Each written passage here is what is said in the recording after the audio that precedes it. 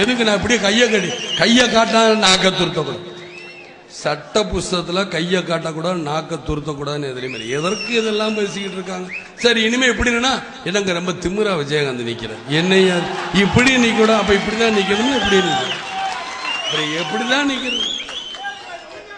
எதையும் சட்டம் நான் இப்ப இப்படியே நின்றுக்கிட்டு எந்திரிக்குமா, வணக்கங்க இனிமே சொல்லுங்க இல்லைங்க ரைட்ல.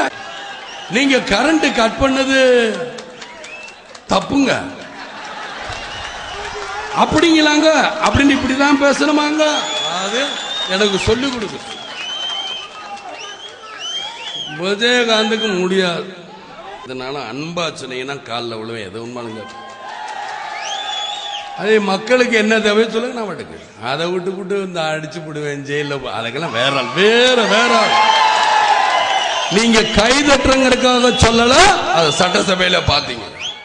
முன்னதாக